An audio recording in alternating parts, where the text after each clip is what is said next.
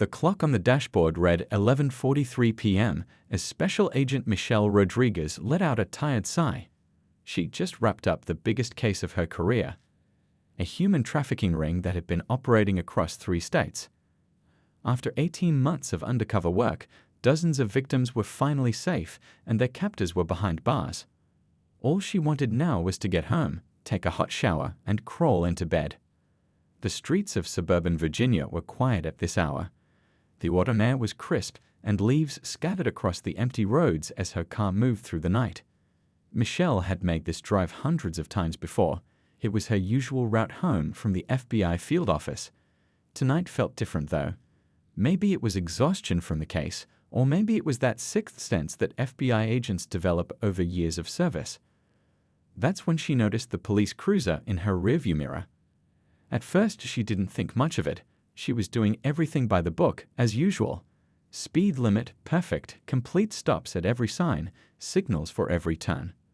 But the cruiser stayed with her, following at a consistent distance. At the red light on Oak Street, Michelle double-checked her speedometer and registration sticker out of habit. That's when the cruiser's lights suddenly flashed to life, painting the interior of her car in alternating blue and red. She pulled over carefully, positioning her car exactly as she'd been trained to do, and as she'd taught others to do in her FBI training sessions. Michelle took a deep breath and followed standard procedure. She turned on her interior lights, kept her hands visible on the steering wheel, and waited. In her rearview mirror, she could see Officer Thompson approaching, his hand resting near his holster, a detail that didn't escape her trained eye. License and registration, Thompson barked before he'd even reached her window. His tone was aggressive, unnecessarily so for a routine traffic stop. "Good evening, officer," Michelle responded calmly, maintaining her professional demeanor. "I'm reaching for my credentials now." She moved slowly, deliberately, pulling out her FBI badge and identification. "I'm Special Agent Rodriguez with the Federal Bureau of Investigation." The change in Thompson's demeanor was instant, but not in the way you might expect. Instead of showing professional courtesy, his face hardened. "Step out of the vehicle," he demanded, his hand now gripping his holster. "Officer, I'm happy to comply, but I'd like to understand the reason for the stop first," Michelle replied, keeping her voice steady despite the rising tension. "I said, step out of the vehicle." Thompson's voice rose sharply. "You're being detained for suspicious behavior and failure to comply with an officer's orders." Michelle knew the playbook. She'd investigated enough civil rights violations to recognize what was happening. Still, she maintained her composure, knowing that every word and action would matter later. She carefully opened her door, moving with deliberate slowness. "Hands where I can see them," Thompson shouted, despite her hands being clearly visible the entire time.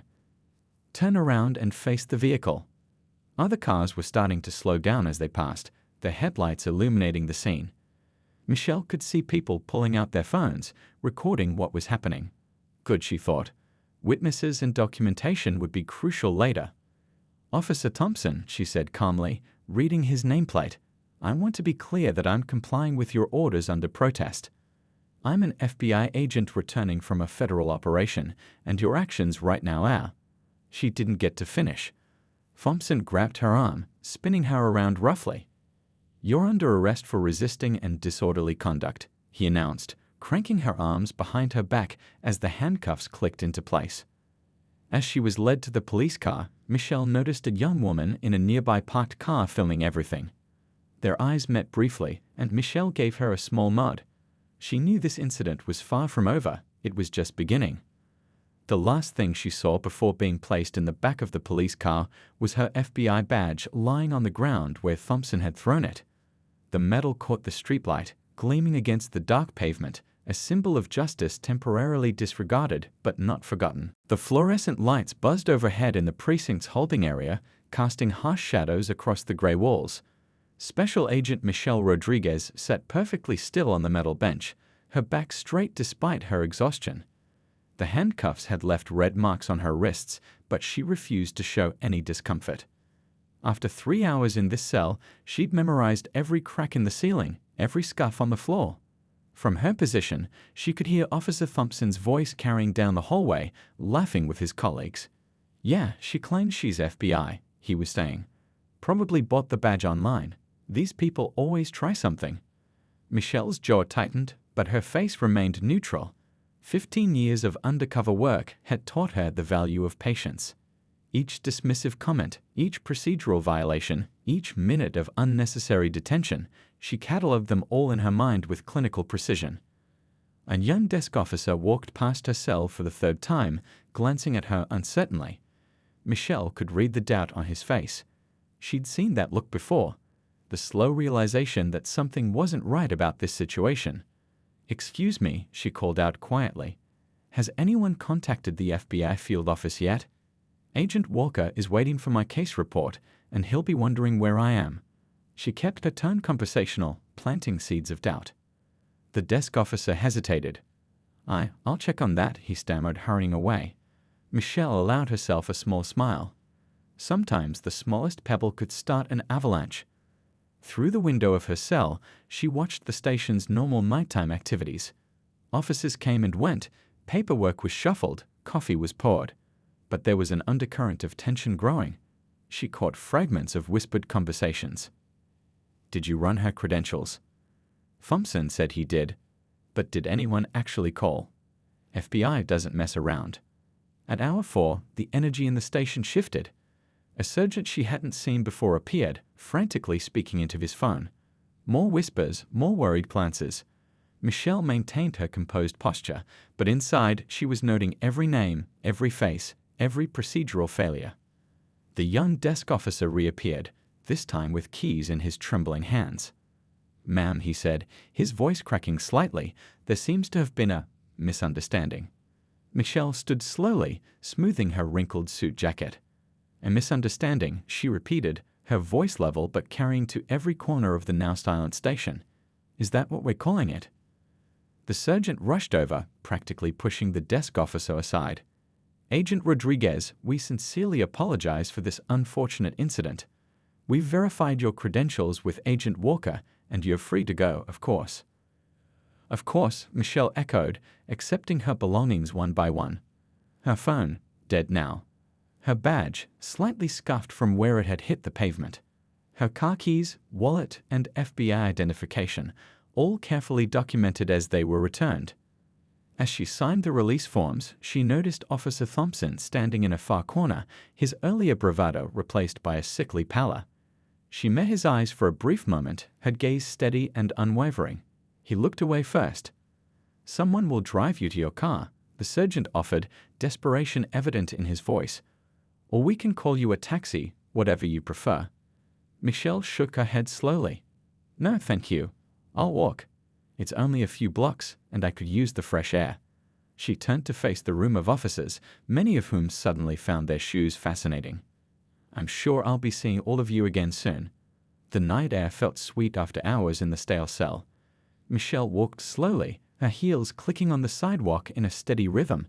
She pulled out her phone, powered it back on, and waited for the flood of missed calls and messages to load.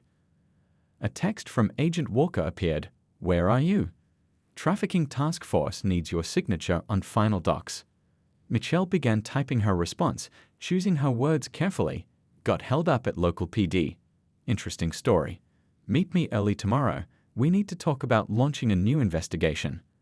As she reached her car, she paused to look back at the police station.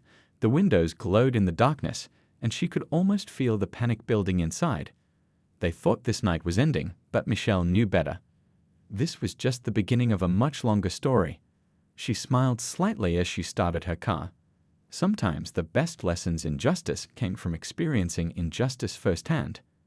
And she was about to teach a master class. The morning sun streamed through the windows of the FBI field office as Michelle Rodriguez spread her files across the conference room table. Her coffee sat untouched, growing cold as she immersed herself in her work. The wall in front of her was slowly transforming into a web of photos, documents, and sticky notes, all connected to Officer Thompson and the local police department. "You're here early," Agent Walker said, leaning against the doorframe.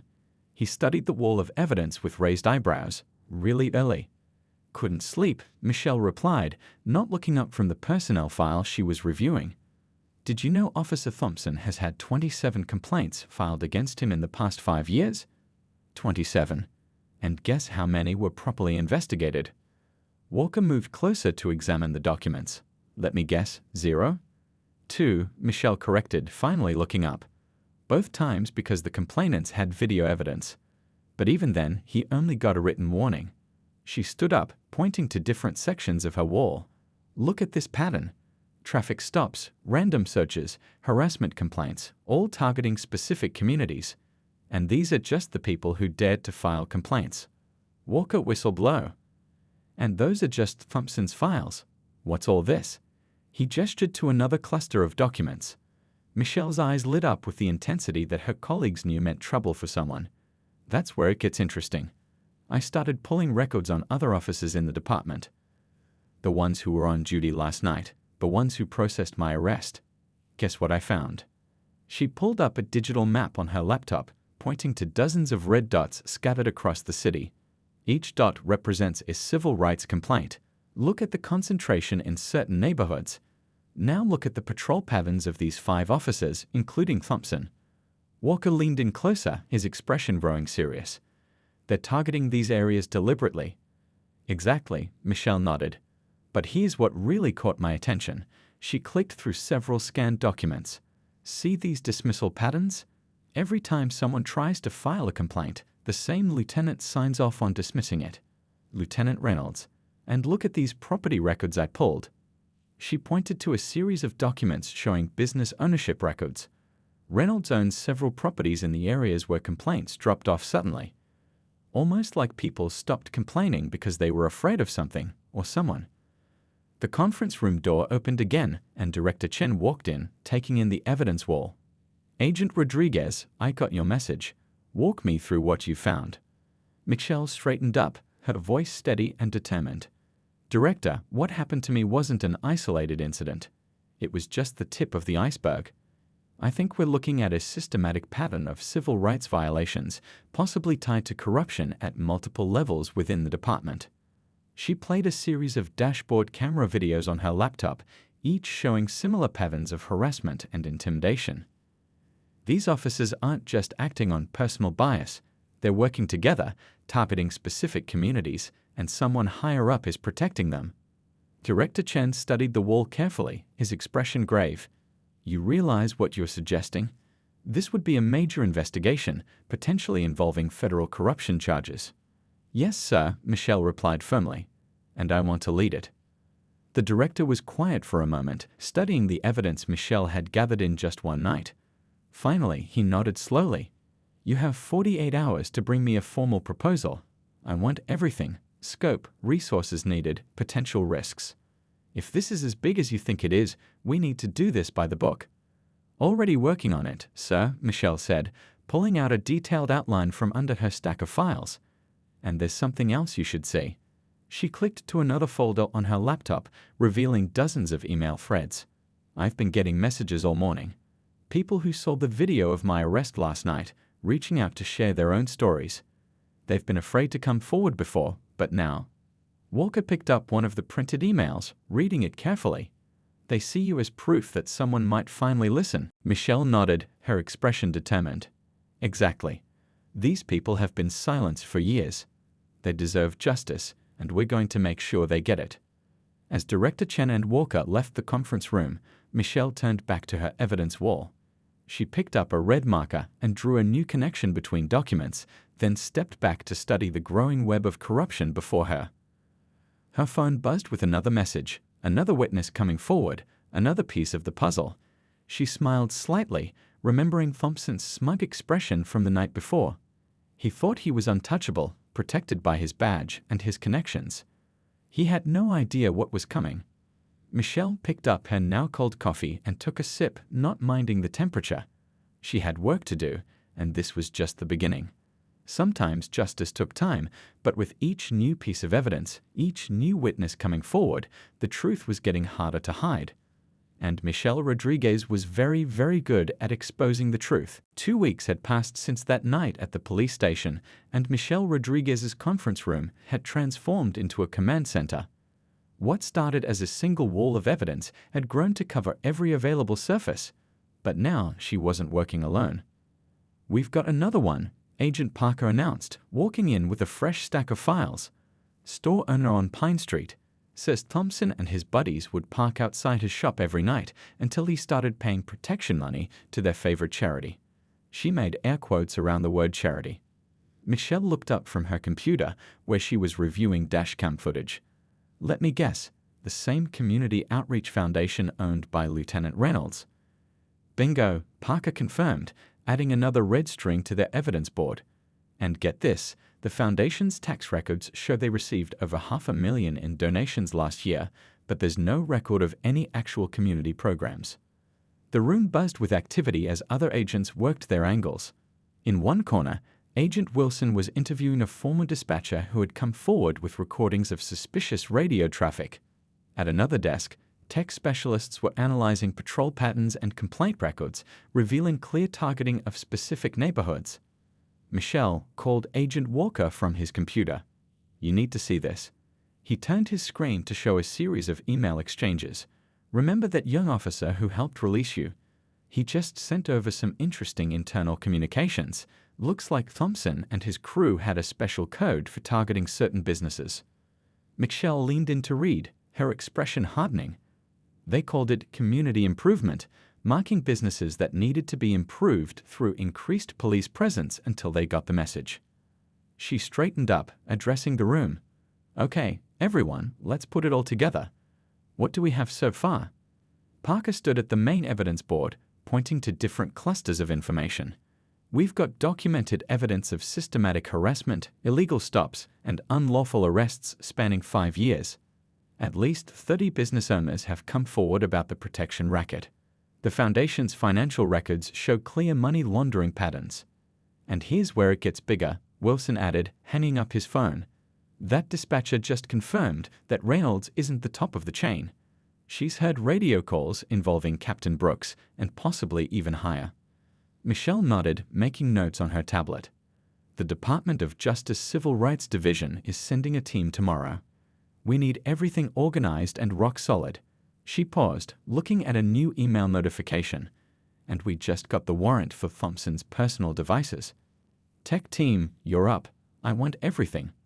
The next few hours were a blur of activity. More witnesses came forward, encouraged by others speaking up.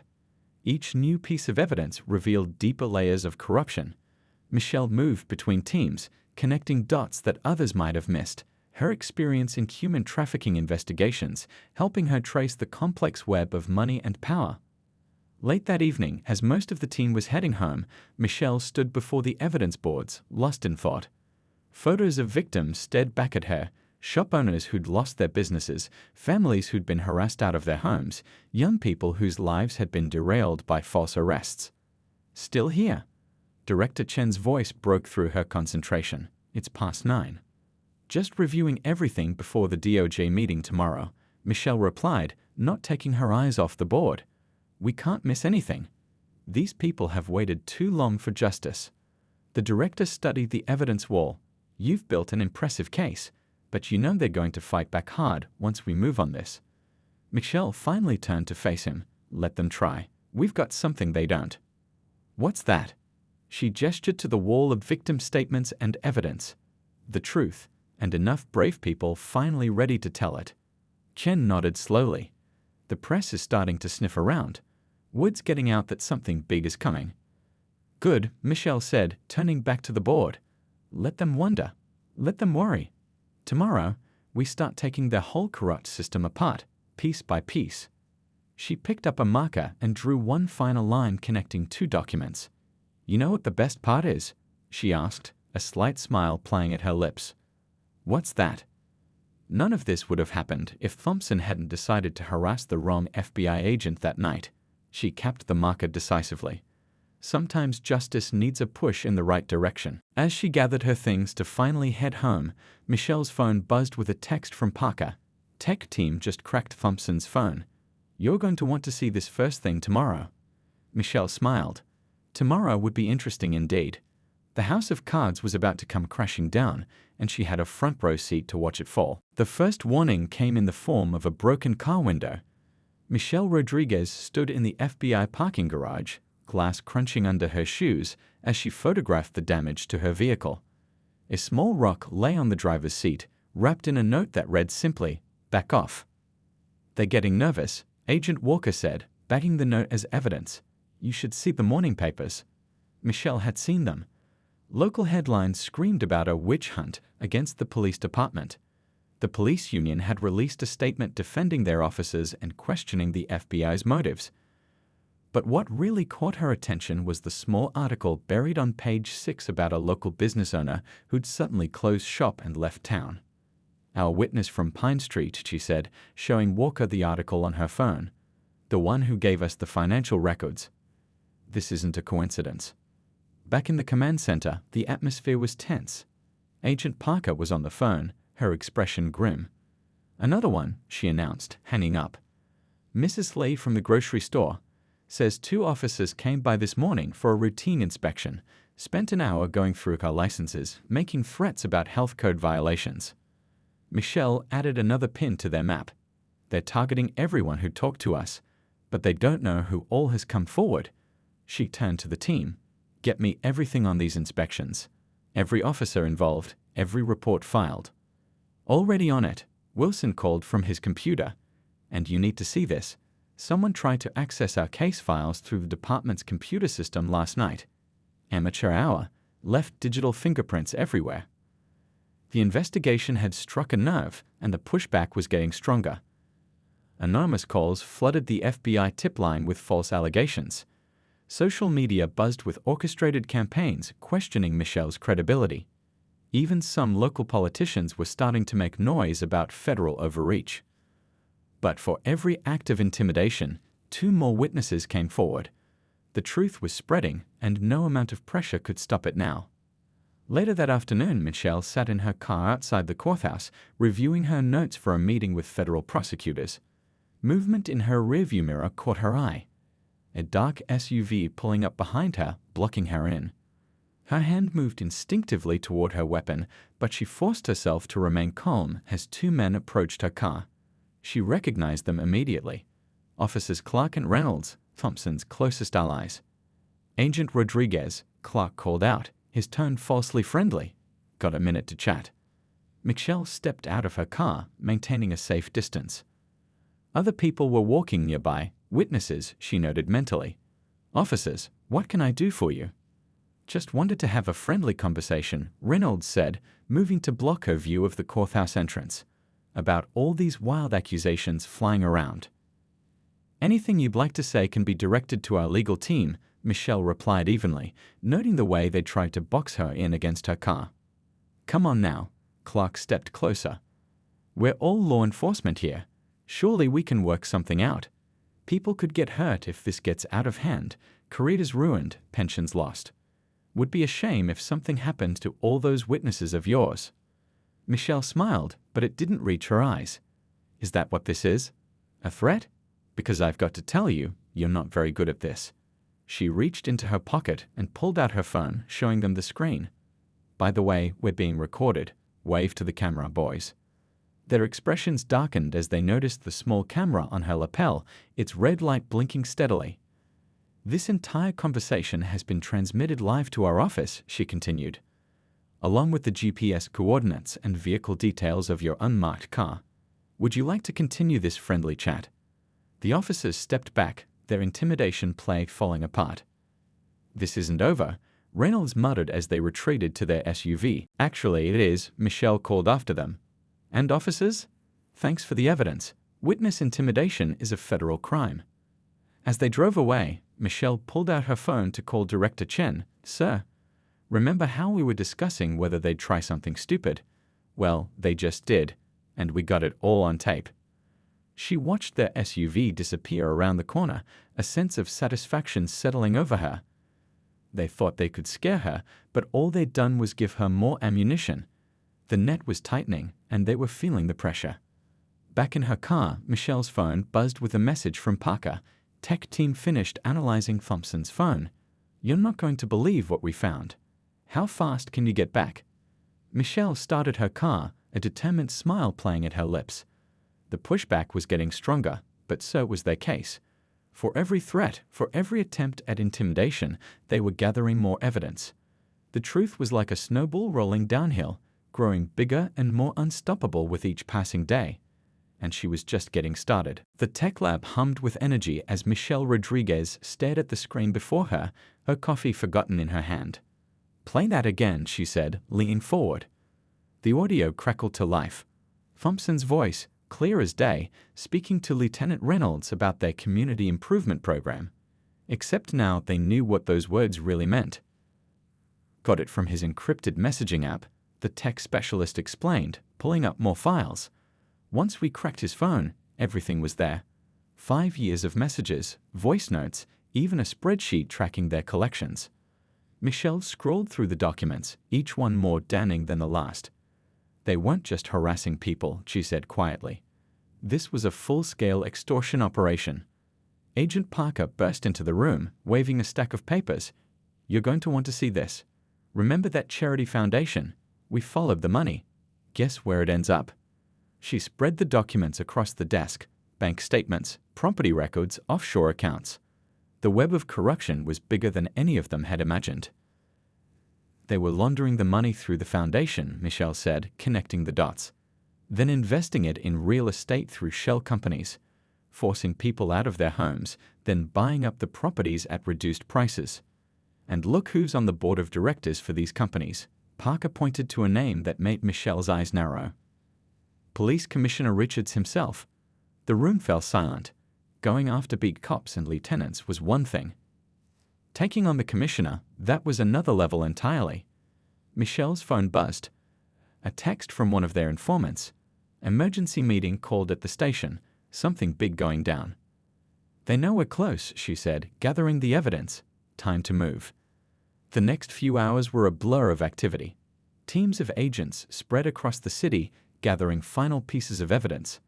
In the command center, Michelle coordinated with the Department of Justice while agents monitored police radio channels. "They're deleting files," Wilson called out, watching real-time data from their surveillance, trying to wipe their servers clean. Michelle smiled. "Let them try. We've got everything backed up. They're just adding obstruction of justice to the list." A knock at the door made everyone turn. Director Chen walked in, followed by 2 representatives from the DOJ's Civil Rights Division. "Show them what we've got," he said. Michelle led them to the evidence boards, now expanded to fill multiple rooms. "It started with harassment and profiling," she explained, moving from section to section. But that was just the surface. The real operation was about money and power. She pulled up the financial records on the main screen. They targeted specific neighborhoods, specific businesses, used their badges to intimidate and extort. "The money went through here," she pointed to the charity foundation's records, "then got cleaned and invested back here." She moved to the real estate documents. Over 5 years, they'd forced out hundreds of families, collected millions in protection money, and bought up entire blocks through their shell companies, all while the commissioner provided political cover and took his cut. The DOJ representatives exchanged looks. "This is bigger than we expected," one said. "And we can prove every word of it," Michelle replied, pulling out Thompson's phone records. Their own words, their own records, plus dozens of witnesses ready to testify. She played them the audio files, meetings, threats, officers laughing about their schemes. With each piece of evidence, the case grew stronger. "There's something else," Agent Parker interrupted, rushing in with a laptop. "Remember that business owner who disappeared last week? He didn't run. They took him." She played a surveillance video showing officers forcing the man into an unmarked car. "Found this in Thompson's deleted files. They've been holding him in a warehouse owned by one of their shell companies." Michelle was already moving. "Send tactical to this address. Now, and get me a warrant." As teams mobilized for the rescue operation, she turned back to the DOJ representatives. "Still think we've got enough?" They nodded grimly. One pulled out his phone. "I'll call Washington. Get us everything we need for a full RICO case." Michelle looked at the evidence wall one last time, at the faces of all the people who'd been hurt, all the lives disrupted by greed and corruption. She thought about that night in the police station, about Thompson's smug smile when he threw her badge on the ground. They thought their badges made them untouchable, she said quietly. Time to prove them wrong. Her phone buzzed again. Tactical teams in position, warrants approved, everything ready. Years of corruption were about to come crashing down, and it all started because one officer picked the wrong person to harass that night. Michelle grabbed her jacket, checking her weapon. Let's go end this. Dawn was breaking over the city as dozens of FBI vehicles moved into position. Michelle Rodriguez stood in the command center, watching multiple screens showing live feeds from across the city. Each screen represented a different target location: the police station, the commissioner's office, Thompson's home, and several other key sites. All teams in position, crackled the radio. Ready on your mark. Michelle looked at Director Chen, who nodded. She picked up the radio. Execute. Across the city, coordinated raids began simultaneously. At the police station, Thompson was just arriving for his shift when FBI agents surrounded him. The look of shock on his face as they read him his rights was something Michelle wished she could have seen in person. At the commissioner's mansion, agents caught him trying to shred documents. In his panic, he'd forgotten about the security cameras his own greed had paid for. Cameras that now provided perfect evidence of destruction of evidence. Lieutenant Reynolds didn't even make it to his car. They caught him in his driveway, a bag packed with cash, and a one-way ticket to Mexico in his briefcase. But the most satisfying arrest came from the warehouse. The tactical team found their missing witness, shaken but alive. More importantly, they'd found a treasure trove of physical evidence, years of extortion payments, written threats, and detailed records of their entire operation. Michelle, Agent Parker called out, pointing to one of the screens. Look who's trying to make a run for it. The camera showed Officer Clark, Thompson's right-hand man, attempting to flee through a back alley. He made it 3 steps before running straight into a team of waiting agents. By noon, the operation was complete. 17 officers arrested, including Thompson, Reynolds, and Commissioner Richards. The department's servers were secured, preventing any further deletion of evidence. The charity foundation's accounts were frozen and their real estate holdings seized. But for Michelle, the real victory came later that afternoon. She stood in the FBI press room, watching as dozens of community members, shop owners, families, and citizens who'd been victimized came forward to tell their stories to the assembled press. The fear was gone from their faces, replaced by determination and relief. Mrs. Lee, the grocery store owner who'd been threatened just days ago, spoke with tears in her eyes. For years, we lived in fear. Today, we finally have our dignity back. The business owner they'd rescued from the warehouse shared his story, his voice growing stronger with each word. His testimony would prove crucial in the trials to come. As the day wound down, Michelle sat in her office, watching the evening news coverage. Every channel showed footage of the arrests, interviewed community members, and detailed the years of corruption that had finally been exposed. Her phone hadn't stopped buzzing with messages from other police departments across the country, each one asking for help investigating similar patterns in their cities. What started as one bad traffic stop had sparked a national conversation about accountability and justice. Director Chen appeared in her doorway. Just got word from the DOJ. They're expanding the investigation nationwide. They want you to head up a new task force.